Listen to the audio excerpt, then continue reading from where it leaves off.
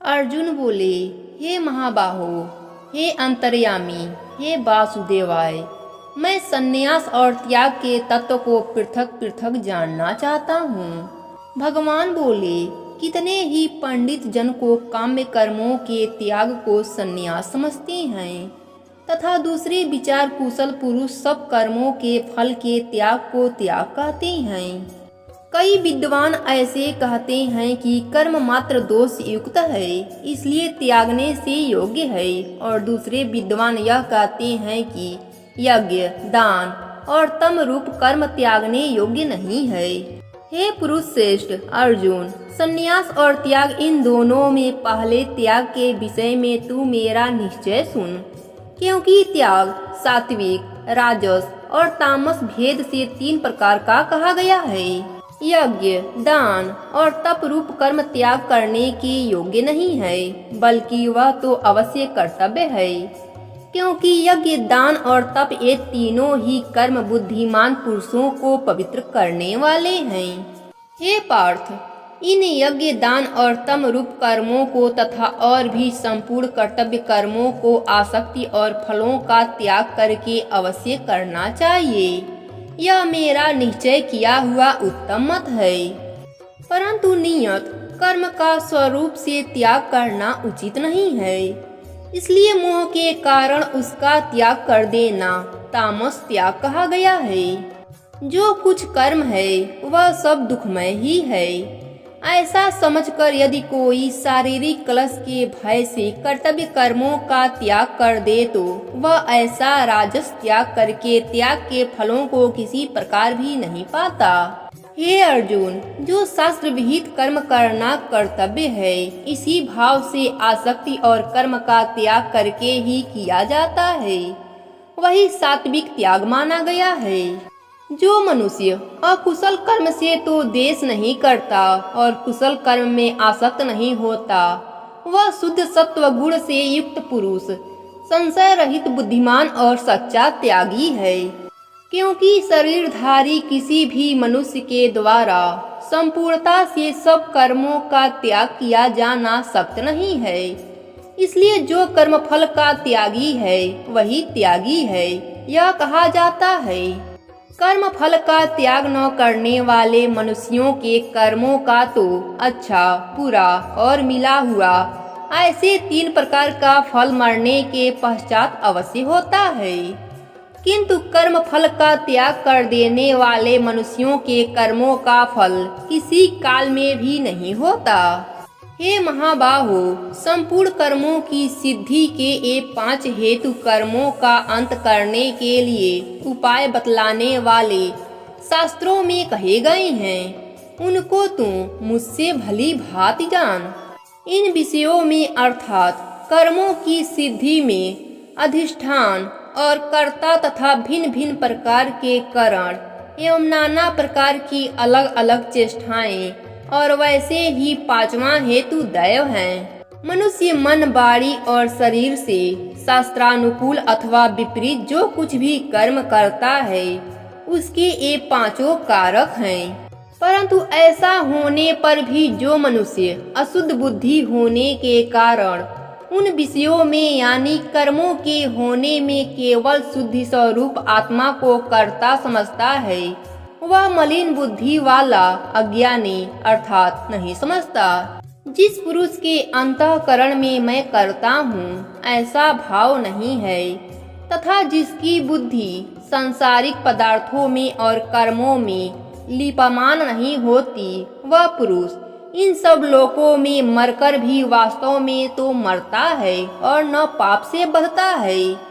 ज्ञाता, ज्ञान और ज्ञेय ये 3 प्रकार के कर्म प्रेरणा है, और कर्ता, करण तथा क्रिया ये 3 प्रकार का कर्म संग्रह है। गुणों की संख्या करने वाले शास्त्र में ज्ञान और कर्म तथा कर्ता गुणों के भेद से 3-3 प्रकार के ही कहे गए हैं, उनको भी तू मुझसे भली भांति सुन। जिस ज्ञान से मनुष्य पृथक पृथक सब भूतों में एक अविनाशी परमात्मा भाव को विभाग रहित समभाव से स्थित देखता है, उस ज्ञान को तो सात्विक जान।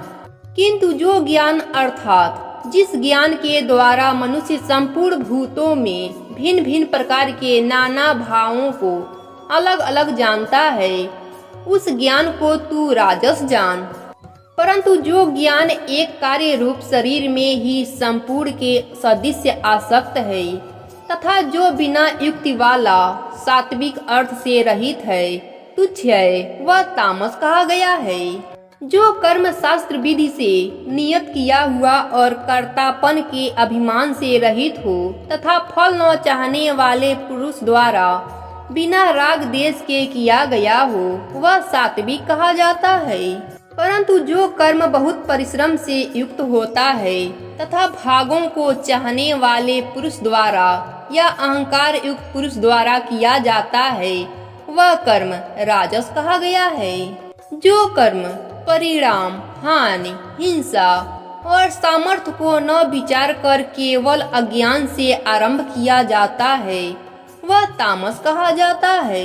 जो कर्ता संग रहित अहंकार के वचन न बोलने वाला, धैर्य और उत्साह से युक्त तथा कार्य के सिद्ध होने और न होने में हर्ष शोक आदि विकारों से रहित है, वह सात्विक कहा जाता है। जो कर्ता आसक्ति से युक्त कर्मों के फल को चाहने वाला और लोभी है तथा दूसरों को कष्ट देने के स्वभाव वाला अशुद्धचारी और हर्ष शोक से लिप्त है, वह राजस कहा जाता है। जो कर्ता अयुक्त शिक्षा से रहित घमंडी, धूर्त और दूसरों की जीविका का नाश करने वाला तथा शोक करने वाला आलसी और दीर्घसूत्री है, वह तामस कहा जाता है। हे धनंजय, अब तुम बुद्धि का और धृति का भी गुणों के अनुसार 3 प्रकार का भेद मेरे द्वारा संपूर्णता से विभाग पूर्वक कहा जाने वाला सुन। हे पार्थ, जो बुद्धि प्रवृत्ति मार्ग और निवृत्ति मार्ग को, कर्तव्य और अकर्तव्य को, भय और अभय को तथा बंधन और मोक्ष को यथार्थ जानता है, वह बुद्धि सात्विक है। हे पार्थ, मनुष्य जिस बुद्धि के द्वारा धर्म और अधर्म को तथा कर्तव्य और अकर्तव्य को भी यथार्थ नहीं जानता, वह बुद्धि राजसी है। हे अर्जुन, जो तमोगुण से घिरी हुई बुद्धि अधर्म को भी यह धर्म है ऐसा मान लेता है तथा इसी प्रकार अन्य संपूर्ण पदार्थों को भी विपरीत मान लेता है, वह बुद्धि तामसी है। हे पार्थ, जिस अभिचारणी धारण शक्ति से मनुष्य ध्यान योग के द्वारा मन, प्राण और इंद्रियों की क्रियाओं को धारण करता है, वह धृत सात्विक है। परंतु हे पृथा पुत्र अर्जुन, फल की इच्छा वाला मनुष्य जिस धारण शक्ति के द्वारा अत्यंत आसक्ति से धर्म, अर्थ और कामों को धारण करता है, वह धारण शक्ति राजसी है। हे पार्थ, दुष्ट बुद्धि वाला मनुष्य जिस धारण शक्ति के द्वारा निद्रा, भय, चिंता और दुख को तथा उत्तमता को भी नहीं छोड़ता अर्थात धारण किए रहता है, वह धारण शक्ति तामसी है। हे भरत श्रेष्ठ, अब 3 प्रकार के सुख को भी तुम मुझसे सुन। जिस सुख में साधक मनुष्य भजन, ध्यान और सेवा आदि के अभ्यास से रमण करता है और जिससे दुखों के अंत को प्राप्त हो जाता है, जो ऐसा सुख है वह आरंभ काल में यद्यपि विष के तुल्य प्रतीत होता है, परंतु परिणाम में अमृत के तुल्य है। इसलिए वह परमात्म विषयक बुद्धि के प्रसाद से उत्पन्न होने वाला सुख सात्विक कहा गया है। जो सुख विषय और इंद्रियों के संयोग से होता है, वह पहले भोग काल में अमृत के तुल्य प्रतीत होने पर भी परिणाम में विष के तुल्य है, इसलिए वह सुख राजस कहा गया है। जो सुख भोग काल में तथा परिणाम में भी आत्मा को मोहित करने वाला है, वह निद्रा, आलस और प्रमाद से उत्पन्न सुख तामस कहा गया है। पृथ्वी में या आकाश में अथवा देवताओं में तथा इनके सिवा और कहीं भी ऐसा कोई भी तत्व नहीं है जो प्रकृति से उत्पन्न इन तीनों गुणों से रहित हो। ब्राह्मण, क्षत्रिय और वैश्यों के तथा शूद्रों के कर्म स्वभाव से उत्पन्न गुणों द्वारा विभक्त किए गए हैं। अंतःकरण का निग्रह करना, इंद्रियों का दमन करना, धर्म पालन के लिए कष्ट सहना, बाहर भीतर से शुद्ध रहना, दूसरों के अपराधों को क्षमा करना, मन, इंद्रिय और शरीर को सरल रखना, वेद, शास्त्र, ईश्वर और परलोक आदि में श्रद्धा रखना, वेद शास्त्रों का अध्ययन अध्यापन करना और परमात्मा के तत्व का अनुभव करना, यह सब ब्राह्मण के कर्म हैं। शूरवीरता, तेज, धैर्य, चतुरता और युद्ध में न भागना, दान देना और स्वामी भाव से, यह सब के सब क्षत्रिय के स्वाभाविक कर्म हैं। खेती, गोपालन और क्रय विक्रय रूप सत्य व्यवहार, यह सब वैश्य के स्वाभाविक कर्म हैं। सब वर्णों की सेवा करना शूद्र का स्वाभाविक कर्म है। अपने अपने स्वाभाविक कर्मों में तत्परता से लगे हुए मनुष्य भगवत प्राप्ति रूप परम सिद्धि को प्राप्त हो जाता है। अपने स्वाभाविक कर्म में लगा हुआ मनुष्य जिस प्रकार से कर्म करके परम सिद्धि को प्राप्त होता है, उस विधि को सुन। जिस परमेश्वर से संपूर्ण प्राणियों की उत्पत्ति हुई है और जिससे यह समस्त जगत व्याप्त है, उस परमेश्वर की अपने स्वाभाविक कर्मों द्वारा पूजा करके मनुष्य परम सिद्धि को प्राप्त हो जाता है। अच्छी प्रकार आचरण किए हुए दूसरे के धर्म से गुण रहित भी अपना धर्म श्रेष्ठ है, क्योंकि स्वभाव से नियत किए हुए स्वधर्म रूप कर्म को करता हुआ मनुष्य पाप को नहीं प्राप्त होता। हे कुंती पुत्र, दोषयुक्त होने पर भी सहज कर्म को नहीं त्यागना चाहिए, क्योंकि धुएं से अग्नि की भांति सभी कर्म किसी न किसी दोष से युक्त है। सर्वत्र आसक्ति रहित, बुद्धि वाला, स्पृहा रहित और जीते हुए अंतःकरण वाला पुरुष साख्य योग के द्वारा उस परम नैष्कर्म सिद्धि को प्राप्त करता है, जो कि ज्ञान योग की परानिष्ठा है। उस नैष्कर्म सिद्धि को जिस प्रकार से प्राप्त होकर मनुष्य ब्रह्म को प्राप्त होता है, उस प्रकार को हे कुंती पुत्र तू संक्षेप में मुझसे समझ।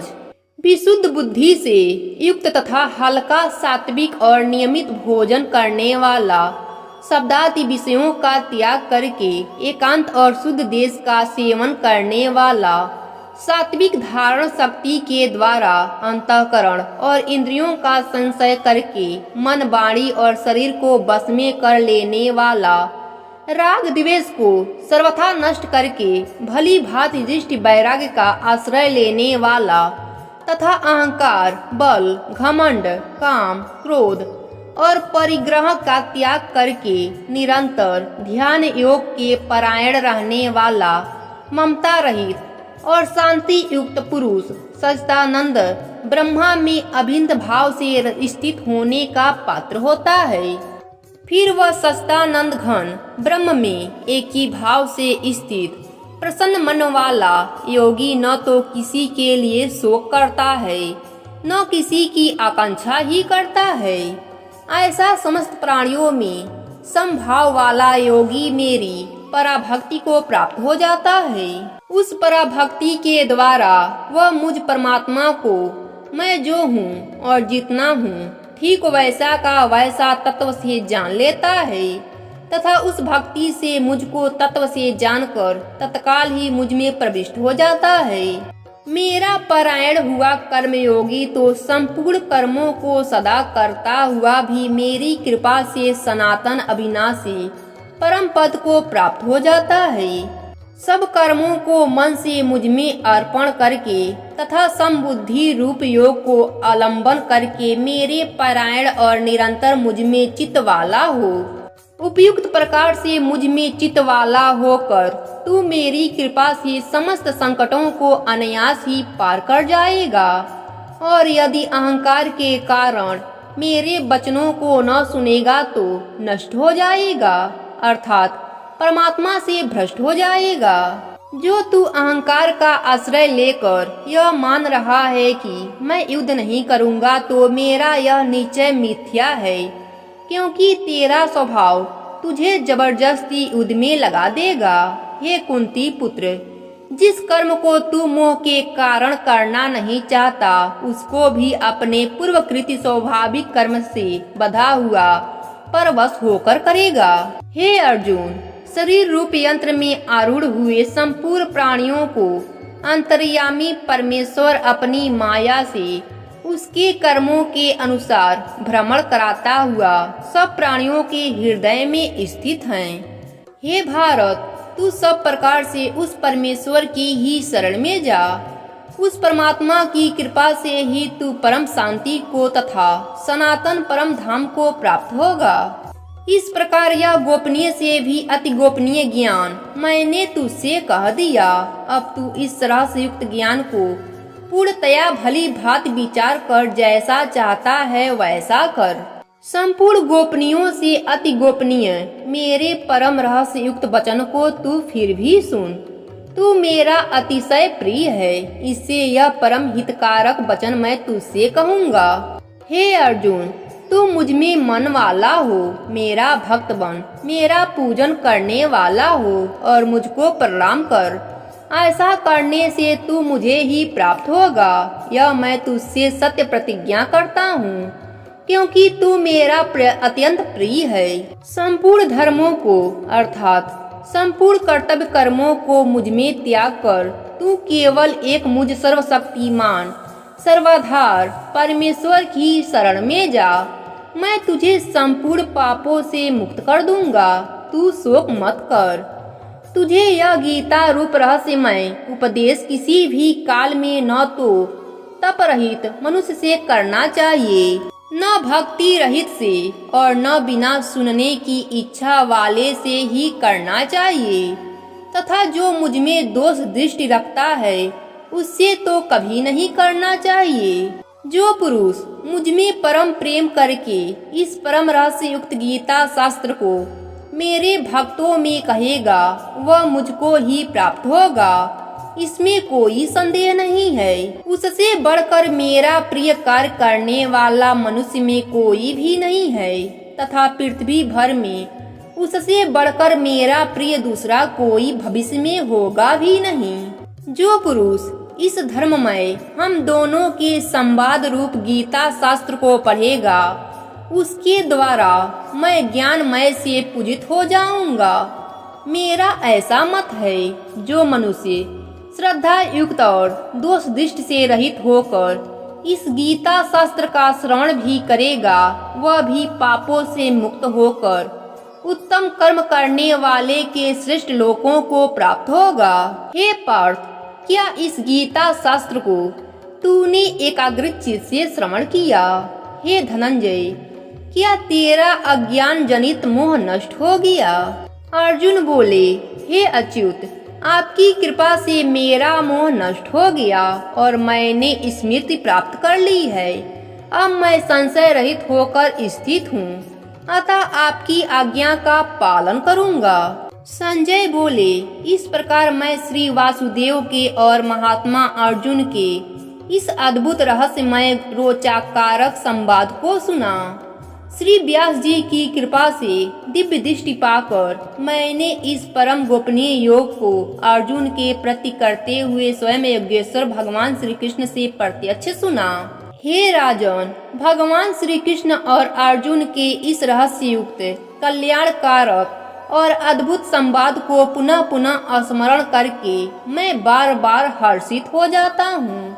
हे राजन, श्री हरि के उस अत्यंत विलक्षण रूप को भी पुनः पुनः स्मरण करके मेरे चित्त में महान आश्चर्य होता है और मैं बार बार हर्षित हो जाता हूँ। हे राजन, जहाँ योगेश्वर भगवान श्री कृष्ण हैं और जहाँ गांडीव धनुषधारी अर्जुन हैं, वहीं पर श्री विजय, विभूति और अचल नीति है, ऐसा मेरा मत है।